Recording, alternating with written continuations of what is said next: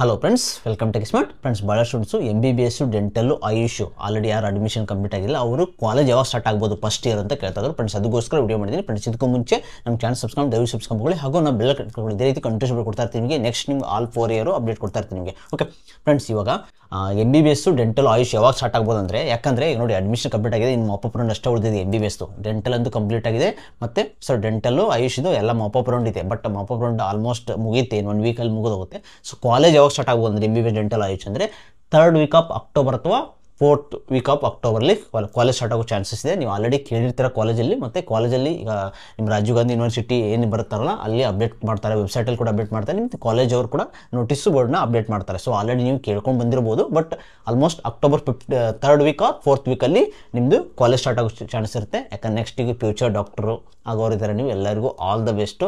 ಈಗ ಮುಗಿಸ್ಕೊಂಡು ಇವಾಗೆಲ್ಲ ಆ್ಯಕ್ಚುಲಿ ಭಾಳ ವೇಟ್ ಮಾಡಿದ್ದಾರೆ ನೀವು. 4 ಮಂತಿಂದ ಜೂನ್ 14 ವೇಟ್ ಮಾಡಿದ್ದೀರಾ, ಆಲ್ಮೋಸ್ಟ್ 4 ಮಂತ್ ಆಗಿದೆ. ಸೊ ಇವಾಗ ಎಲ್ಲರೂ ನೀವು ಕ್ಯೂರಿಯಾಸಿಟಿ ಇರ್ಬೋದು MBBS ಕಾಲೇಜ್ ಹೋಗೋಕ್ಕೆ, ಮತ್ತು ಡೆಂಟಲ್ ಕಾಲೇಜ್ ಆಯುಷ್ ಕಾಲೇಜ್ಗೆ. ಸೊ ಎಲ್ಲರಿಗೂ ಆಲ್ ದ ಬೆಸ್ಟು. ನೆಕ್ಸ್ಟ್ ನಾನು ಸ್ಕಾಲರ್ಶಿಪ್ ಅಪ್ಡೇಟು ಮತ್ತು ರಾಜೀವ್ ಗಾಂಧಿ ಯೂನಿವರ್ಸಿಟಿ ಅಪ್ಡೇಟ್ಸ್ ಎಲ್ಲ ಕೊಡ್ತಾ ಇರ್ತೀನಿ ನಿಮಗೆ. Okay friends, thanks for watching.